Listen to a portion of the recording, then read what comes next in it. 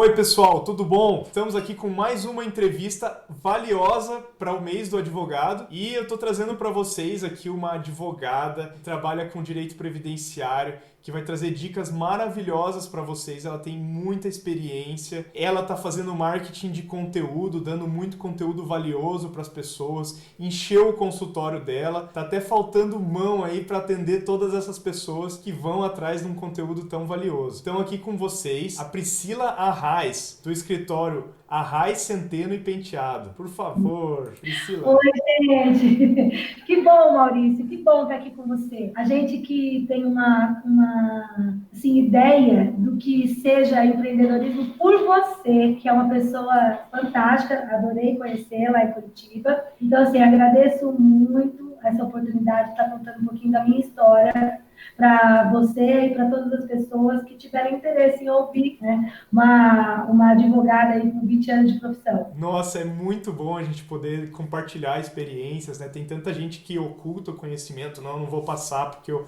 vou ajudar a minha concorrência, mas aquilo que você falou antes comigo, né, que é dividindo que a gente soma, né? A gente divide o conhecimento, compartilha experiências e, na verdade, a gente só ganha. Então, conta um pouquinho pra gente como é que foi a tua história no direito, por que você foi fazer direito para começar? É engraçado, viu? Eu sempre fui vendedora. Eu era vendedora de loja, né? Nossa. Vendedora de loja de mini. Depois eu fui gerente de shopping. E eu vendi muitas coisas na minha vida. Vendi roupa, vendi salgado. Eu sou vendedora nata. E aí, meu pai, preocupado com o meu futuro, coisa de pais, você sabe como que é. Uhum. E falaram, Priscila, você precisa fazer um concurso, você precisa fazer um concurso, você precisa fazer um concurso. Uhum. Na época, eu tinha uns 18 anos de idade e eu resolvi comprar o material e me inscrever no concurso para oficial de justiça, porque na época não precisava ter faculdade. Então, eu não tinha faculdade ainda, mas eu podia fazer a prova para oficial de justiça. E eu comecei a estudar, eu comprei o material para estudar sozinha e me apaixonei pelo direito. Eu achei aquilo maravilhoso. Eu quero ser advogada. Eu Uhum. quero, porque advogar tem muito mais a ver com a minha personalidade. O oficial de justiça tem toda uma prisão legal, né? Ele tem lá os limites dele muito delimitados pela lei. O trabalho dele é um trabalho essencial, importantíssimo, mas não para uma personalidade como a minha, que é uma personalidade livre, independente e vendedora, entendeu? Eu gosto de dar com as pessoas e tal. Eu falei, não, então eu vou fazer direito, eu quero ser advogada. E aí eu abandonei, eu nem cheguei aí fazer a prova, abandonei completamente o concurso, fiquei com a apostila do oficial de justiça e fui fazer vestibular para a faculdade de Direito. Foi assim que começou a minha vida no Direito. E é Então, por isso também, né, que a doutora Priscila pede para não chamar de doutora, né? Ela exato. acha que ela já tem isso dentro dela, não precisou de um título para advogar, né? Não, mesmo, de coração. Eu me sinto muito mais próxima das pessoas, eu gosto de me aproximar dos outros. E para a gente se aproximar das pessoas, a gente tem que estar em pé de igualdade. E eu acredito que esteja em pé de igualdade. O doutor na frente do meu nome me afasta da pessoa, Legal. me deixa longe dessa pessoa para que essa pessoa se abra, converse, entendeu? Conte a sua história. Eu preciso saber a história das pessoas para advogar por elas. Isso também fez você caminhar primeiro, hoje na área previdenciária, né? Mas primeiro para a área trabalhista, né? Conta um pouquinho. Exatamente. Eu sempre achei que eu deveria advogar para gente mais simples, né? Em primeira situação. Eu achava que a advocacia ela tinha que ser voltada para fazer justiça. E a única forma de eu, Priscila, fazer justiça na minha cabeça era advogando para quem tem menos força financeira, poder financeiro, porque quando você acaba sendo mais vulnerável. E aí eu acabei a faculdade e já fui para o direito penal. Uhum. Eu fiz pós-graduação em direito penal. Dei aula anos para concurso, mas na advocacia não me dava bem, eu não tinha perfil para advocacia nessa área, né? E acabei abandonando para ficar com a área trabalhista. Acontece que a advocacia trabalhista, para quem é combativa como eu tomava para mim aquela dor, não deu certo, até porque fica incompleta a advocacia trabalhista sem o direito previdenciário, porque a gente sabe, os maiores problemas do trabalhador são quando ele adoece, quando ele se acidenta. Não tem nada que seja mais valioso do que a saúde da gente. É verdade. Né? Em qualquer situação. E quando o trabalhador adoece ou sofre um acidente, ele perde a possibilidade de trabalhar novamente, muitas vezes. Perde força de trabalho. Então, eu via que, naquele momento, eu precisava ter conhecimento na área de direito previdenciário, porque se eu não tivesse, eu não estaria entregando um trabalho completo, né? Uma assessoria completa. Eu acabava enviando os meus clientes para um colega previdenciarista. E não tem problema disso, porque a gente não é obrigado a conhecer tudo. Mas o que acontecia? Eu apresentava, por exemplo, uma tese na área trabalhista e o meu colega previdenciarista fazia outra coisa. E o cliente ficava confuso o que era trabalhista, o que era previdenciário, não entregava todas as informações. Entregava documento para o advogado, meu colega, e não entregava para mim como se não fosse importante. Então, as causas andando juntas, com o meu escritório, eu achava que seria um trabalho melhor. E, por causa disso, eu comecei a estudar o direito previdenciário. Fiz a pós-graduação em direito do processo do trabalho, e aí depois eu vi que não era suficiente e que eu precisava estudar o direito previdenciário. Olha só que história muito legal. A Priscila dá um monte de palestra e entrevista online, entrevista em rádio, né? Hoje você virou uma referência no direito previdenciário, né? Como que é ter toda essa história e poder compartilhar o conhecimento? Sabe o que eu acho apaixonante no direito previdenciário, Maurício? Que para mim foi muito bom, porque eu sou realmente uma pessoa muito apaixonada. Eu só faço as coisas que eu realmente gosto. Eu não consigo advogar por uma causa que eu não acredito, que eu não gosto, se eu não tiver em prazer, entendeu?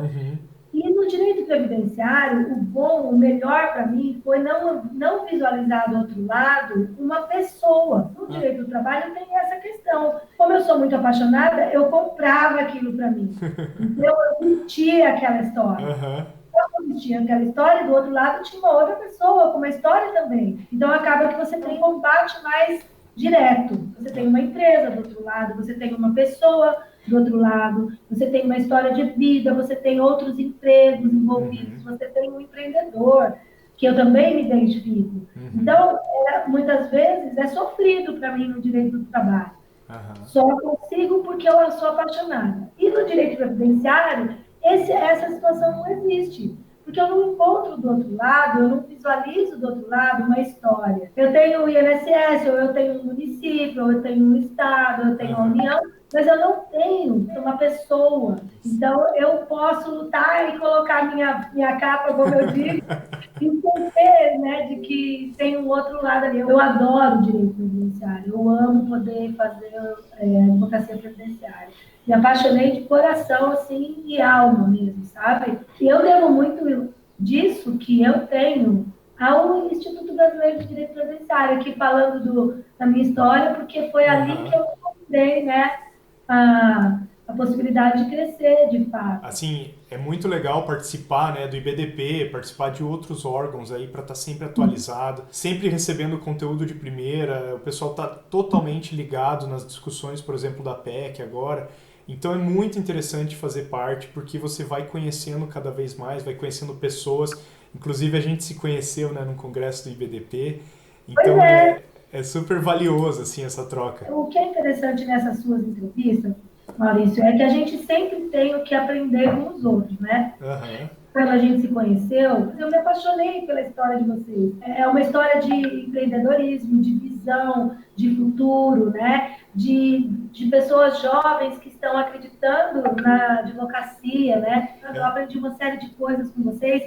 Eu já tinha a ideia de fazer marketing jurídico e de conteúdo, mas eu não tinha tido aquele clique, né? Que eu tive quando a gente conversou. E a gente precisa ouvir os outros, porque a gente sempre tem o que aprender. E se a gente enxerga dessa forma, que de fato a gente tem o que aprender, a gente realmente tem interesse na conversa, a gente realmente ouve, a gente realmente aprende. Quando a gente acha que sabe tudo, e às vezes advogado tem isso, né, Maurício? O advogado não quer trocar ideia, tem medo de entregar, tem medo de perguntar. E a gente aprende tanto ouvindo os outros, os colegas, né? Muito. E sabe que, assim, é que na área previdenciária a maioria das pessoas são apaixonadas, assim. E eu fico imaginando, assim, meio que são heróis, né, e heroínas, assim, que estão lutando pelo benefício das pessoas, e a gente sempre fala, assim, que muitas vezes salvam vidas, né, porque às vezes a pessoa tá com uma dificuldade financeira tão grande e você consegue fazer uma revisão que vai conseguir, além dos atrasados dessa pessoa, que vai resolver a situação financeira dela.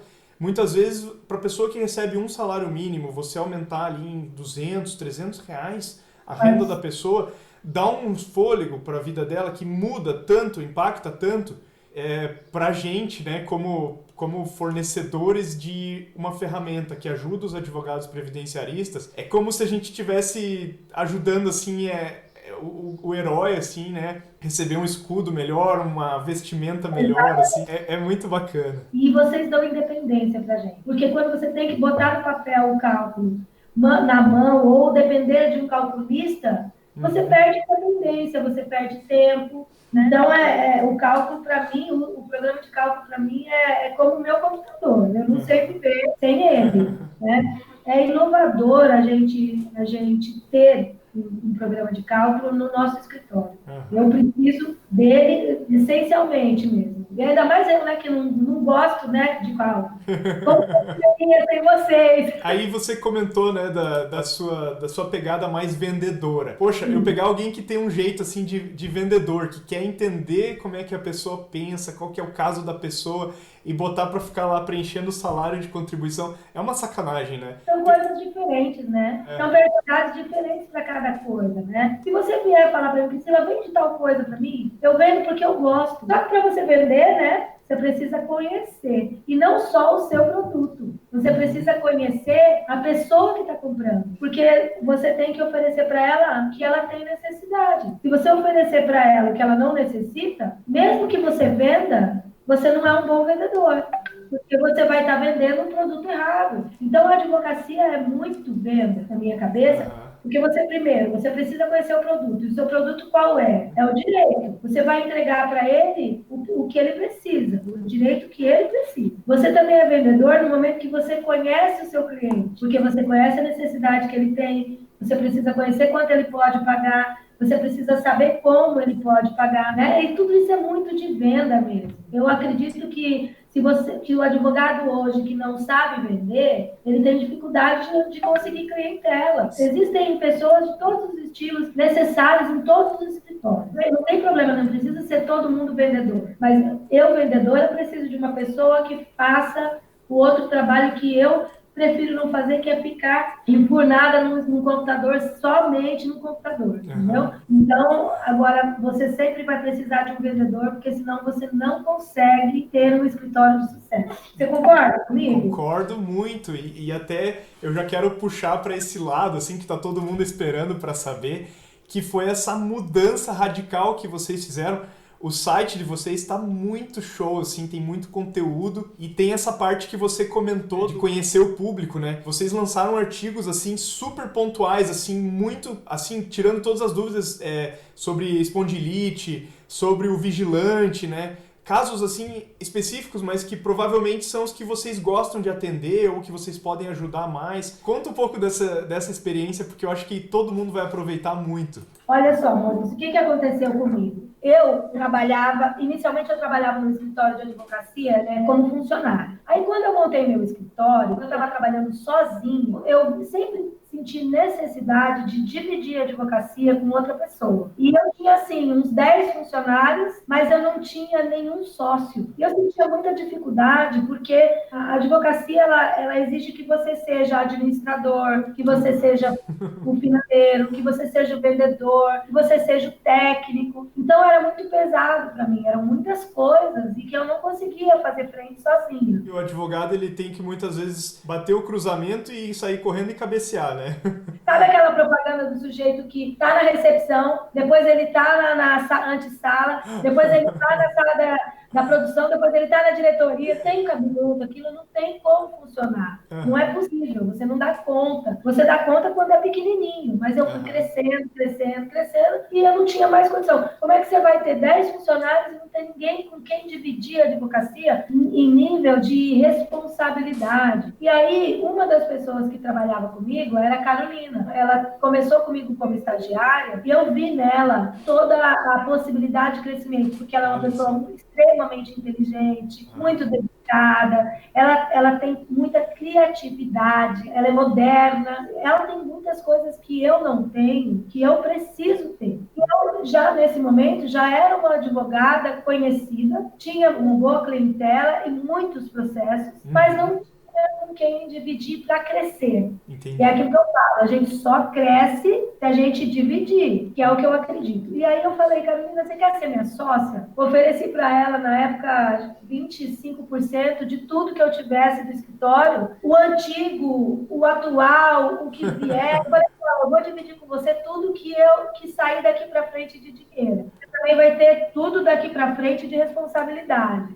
E com o tempo você vai aumentando seu percentual, né? Ela aceitou. Isso é um exemplo de empreendedorismo, porque ela não ia ter mais nenhum salário fixo. Porque a gente, advogada, a gente não tem que pensar no hoje só. A gente tem que pensar no futuro. Se hoje eu ganho pouco, se eu tiver a possibilidade de crescer porque eu tenho um percentual, é muito melhor do que eu ganhar mais no hoje fixo. O advogado, ele cresce, se ele acreditar na potencialidade dele, ele cresce no futuro, ele planta hoje para crescer amanhã. Então, hoje, não, eu quero fixo, eu quero a garantia do fixo, eu não vou crescer. E ela não pensou assim. Então, ela precisava ser empreendedora realmente. E aí ela entrou. Quando ela passou algum tempo comigo, e a gente foi crescendo, a gente mudou de uma sede pequenininha para uma sede própria, e a Carolina teve uma visão moderna. Eu escolhi a pessoa certa. Ela passou a ser advogada comigo e me melhorou porque ela tem uma visão de futuro. E ela viu na advocacia a necessidade de melhorar a nossa visibilidade na internet. A gente tinha que ter uma presença digital mais forte, precisava crescer e poder atender o país inteiro. Foi aí que a gente começou o marketing de conteúdo. A gente estudou, fez o curso, a consultoria do Eduardo, e aí depois a gente fez uma consultoria de fechamento de contratos digitais, e a gente também fez um investimento próprio nisso. A gente passa bastante tempo da nossa vida aqui no escritório escrevendo. Com certeza. E dá para ver pela qualidade, porque a gente sempre fala, a gente também produz conteúdo, às vezes as pessoas não têm noção de como que é, às vezes você pegar toda aquela pesquisa, né, que você fez, muitas vezes da fonte da lei lá, que vem com aquela linguagem rebuscada, e transformar numa uma coisa palatável. Isso que a gente ainda escreve para advogados, mas vocês escrevem para o cidadão, né? A gente tem até que fazer umas concessões técnicas para falar com o cidadão, porque às vezes você usa termos técnicos mesmo, você não consegue alcançar a pessoa. O da gente é esclarecer o direito da pessoa. E eu penso que a melhor coisa que existe para marketing de conteúdo é a gente, de fato, se preocupar com informar. O contrato, o dinheiro na advocacia tem que ser consequência. Se for objetivo, você não alcança. A gente, objetivamente querendo ganhar dinheiro, exclusivamente querendo ganhar dinheiro, você não alcança. Você tem que querer realmente fazer o direito, fazer a justiça, atender seu cliente, informar o cliente, para que você obtenha um resultado legal, entendeu? E aí eu entro na história da espondilite, por exemplo. Porque, veja só, o trabalho do direito previdenciário voltado para o benefício de incapacidade não é um benefício que... Não é a advocacia que dá mais dinheiro no direito previdenciário, a gente sabe disso. Mas a gente gosta. A gente gosta de atender as pessoas. Por quê? É, mais uma vez, a pessoa que está vulnerável. Não tem ninguém mais vulnerável do que aquela pessoa, Maurício, que não pode trabalhar para conseguir de volta o seu sustento. Para nós, é entregar a justiça mesmo, né? Esse é o papel do advogado também, promover a justiça e, nesse caso em especial, né, que a espondilite, se eu não me engano, é até uma doença que não tem cura e ela é progressiva, é uma coisa super complexa. A pessoa que tem aquilo, ela procura informação sobre isso e não vai encontrar nada sobre isso na lei, né? Ou não vai entender. Não vai entender, porque todo o conteúdo jurídico não é voltado para ele. Eu vejo que a gente é o primeiro escritório do país que realmente se especializou em doenças reumáticas, especialmente espondilite anquilosante. E como que foi isso? Olha o caminho dessa história. A gente conhece algumas pessoas próximas que têm espondilite anquilosante. Chamou a atenção da gente a doença, porque a doença é extremamente grave, é uma doença considerada grave pela lei, ela é progressiva, ela incapacita completamente a pessoa e não tem cura, como você falou. E aí o que acontece é que algumas pessoas conseguem viver trabalhando a vida inteira com espondilite anquilosante, porque a doença ela não progride da mesma forma para todo mundo. Mas aí a gente se interessou em conhecer a doença. E conhecer a necessidade. Como eu fui conhecendo a espondilite, eu entrei num grupo de gente que tem parentes ou conhecidos ou que tem espondilite anquilosante. Foi assim. E eu comecei a interagir com as pessoas, né? E conhecer, perguntar e saber como que era o tratamento, como que eram as sensações, como que a pessoa ficava, o que acontecia quando ela... O que ela queria. E a pessoa em doença grave, ela quer ser afastada para aposentadoria, ela não quer ser aposentada por invalidez. Ao contrário, ela não quer ser, ela só quer ser quando não consegue de fato. É importante para ela conseguir trabalhar. É importante para ela o seu autossustento. A partir daí, a gente começou a receber convite para escrever sobre a espondilite anquilosante e os direitos relacionados a ela para os blogs e para as associações. E aí, disso, veio o convite para ir para São Paulo, fazer palestras sobre os direitos da pessoa com espondilite anquilosante, sobre a reforma para as pessoas com espondilite anquilosante. E aí a gente já acabou falando para outras doenças também, porque aí fomos convidados para outras doenças. E assim foi a situação. Então, na verdade, o que eu vejo é que a gente precisa estar sensível. Sim. Né? Imagina você começa com uma abordagem que nem o pessoal fala, se encoste se você tem tal doença, sabe? Tem gente que vai para um marketing de conteúdo sem uma sensibilidade assim, e você não está indo atrás do que a pessoa quer, ela quer trabalhar de fato. Exatamente. Então aí você acaba falando da vaga para o deficiente, você fala de como a pessoa pode precisar da aposentadoria por invalidez e não ser ruim, mas primeiro tentar, de fato, conseguir trabalhar. Então, como que o mercado pode entregar uma vaga para uma pessoa com espondilite? Qual é o direito da pessoa com espondilite quando ela é demitida em razão da espondilite? Então, são coisas que você acaba entregando para o seu cliente. E, às vezes, para pessoas que nunca vão ser seu cliente, simplesmente precisam da informação e você entrega essa informação de qualidade. O objetivo tem que ser esse, porque a consequência é sucesso, mas o objetivo não pode ser esse. E isso realmente é promover a justiça, porque por mais que o advogado, com o tempo, ele ganhe uma facilidade tão grande de ler a lei, né, e entender, as pessoas comuns, os cidadãos, eles não têm essa facilidade. Né? Às vezes é aquela maldição do conhecimento, a gente esquece o caminho que a gente fez para chegar nesse ponto, né? Então é importante para as pessoas você explicar a letra da lei, conhecimento ajuda demais as pessoas. Porque muitas vezes a pessoa nem vai atrás de um direito porque ela não conhece o direito. Um exemplo disso aí, você deve ver, é o auxílio-acidente. Quantas pessoas têm direito ao auxílio-acidente e nunca foram procurar? Porque ao você fornecer a informação e disseminar essa informação na rede social, de forma que essa pessoa entenda que ela tem esse direito e ela busque quem ela quer de especialista lá na área dela, se ela quiser, tudo bem. Se ela for procurar o INSS diretamente, ela vai estar mais preparada, ela vai saber aonde e quando ela realmente necessita de um advogado e vai procurar o advogado que presta a informação para ela e a melhor informação. A Carolina me ajudou a ter essa visão moderna do direito, porque eu tenho 46 anos de idade, eu me formei tarde, eu me considero uma pessoa acompanhando o nosso mundo, mas a Carolina é uma menina perto de mim.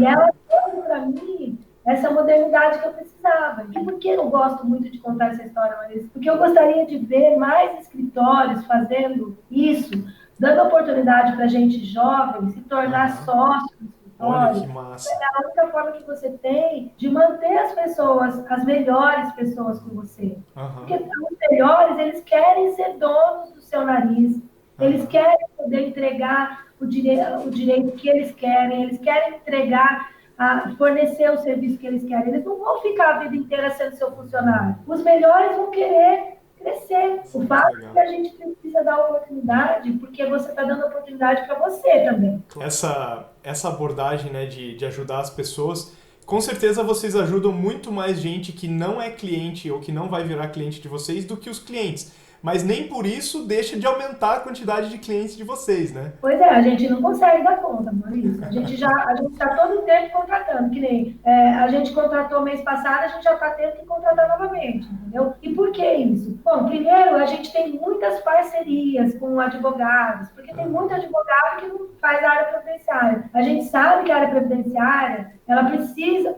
hoje em dia todas, né, as áreas, mas especialmente a área previdenciária está em mudança, né? Tem essa reforma, você tem que conhecer o direito lá atrás, como ele foi, e até hoje, para entregar a melhor solução para o seu cliente. Eu consegui, por conta também dessa vontade de ajudar as pessoas, muitos colegas perguntam para mim, e como que é isso e como que é aquilo, porque a gente acaba fazendo parceria com essas pessoas. Olha que legal. Então, aumenta a sua possibilidade de clientela, porque você tem, além dos seus clientes, são pessoas para quem você vai entregar o trabalho, você tem os colegas advogados, né, que a gente começou a fazer parceria, contadores, e aí pessoas do país inteiro que nos procuram para fazer palestra específica da área que a gente acabou sendo super especialista aí, como dizem, e a gente vai aumentando a base, passou a ser nacional e não mais a minha cidade de Campo Grande. Olha só, que coisa incrível, né? Não tem, pelo que eu vejo, assim, de você contando, não tem mais espaço para essas pessoas que acham que não vou esconder, porque se eu mostrar o meu conhecimento, o outro escritório vai roubar, vai ter mais clientes, essa ideia de competição predatória, né? Não tem isso, porque o que me parece é que quanto mais a gente compartilha, mais a gente ganha em retorno, né? A gente, aqui no escritório, se você pega as minhas redes sociais, eu sempre compartilho o trabalho dos meus colegas, eu sempre compartilho as conquistas dos meus amigos, meus colegas de trabalho, mesmo que eles sejam previdenciaristas. Por quê? Primeiro que eu acredito que cada um tem o seu foco, né? Eu, por exemplo, atendo mais médicos e pessoas com espondilite, dentistas, vigilantes. Nós temos, assim, as pessoas que a gente tem mais atuação. Minha colega também vai ter. E ela vai ser melhor nessa área do que eu. Com quem eu vou conversar se eu pegar um caso, por exemplo, de um eletricitário? Provavelmente eu vou conversar com uma amiga minha que faz só eletricitário. Aí eu vou discutir com ela esse caso. Isso vai me tornar melhor, porque eu tenho a humildade de reconhecer que a minha colega é melhor que eu nisso, porque ela tem mais experiência nisso, e eu vou enriquecer o meu conhecimento e não vou diminuir a minha possibilidade de trabalho, porque ela também vai se lembrar de mim quando ela for fazer um atendimento para uma pessoa com espondilite anquilosante, por exemplo. E eu já fui questionada, viu, Maurício? Por que você divulga o trabalho de determinada pessoa? Por exemplo, agora nós admitimos a Juliane como nossa sócia, né? Eu sempre compartilhava as palestras que ela dava, eu sempre compartilhava o que ela falava que eu achava relevante. E ela é advogada na minha cidade. Em tese seria concorrente, mas eu a via não como uma concorrente, mas como uma parceira, né? Embora a gente não tivesse nenhum processo em parceria. Tá? O que aconteceu? Nós nos aproximamos, eu cresci muito com a Juliane e ela veio para a nossa sociedade. Eu acredito que ela pense que a gente deve agregar alguma coisa a ela, porque senão ela não seria nossa sócia. Então, é mais uma vez uma prática dizendo para você, eu divido para somar, porque só assim a gente soma e cresce. E eu tenho certeza que dessa forma a gente vai ser o maior escritório de advocacia previdenciária do estado do Mato Grosso do Sul. Que coisa maravilhosa, né? Eu acho que, assim, depois disso, eu acho que a gente pode fechar aí com chave de ouro a nossa entrevista com a Priscila. Guardem no coração esse aprendizado aí de dividir para somar, porque essa é a mentalidade do futuro. Essa realmente é uma coisa que a gente compactua. Muito obrigado pela entrevista. Para vocês que estão assistindo, continuem assistindo as entrevistas, a gente vai fazer mais. Deixem um comentário aqui embaixo, façam perguntas, que a Priscila vai responder também no vídeo. Deixem um like, compartilhem. E Priscila, vou deixar você dar um último recado para todo mundo. Obrigada, Maurício. Eu quero parabenizar seu trabalho, de verdade, porque você está mostrando mais uma vez por que eu gosto tanto desse pessoal do cálculo jurídico. Além disso, eu queria pedir para que as pessoas vejam o nosso blog, Isso. Comentem, critiquem, façam sugestão para a gente crescer, né? Nosso site é arraizecenteno.com.br e o nosso Instagram é arraizcenteno e penteado. Nós três somos uma só, de qualquer maneira. E eu agradeço imensamente a oportunidade, espero que as pessoas poder contribuir, que seja um pouquinho com a minha paixão pelo direito. Muito obrigado a todos.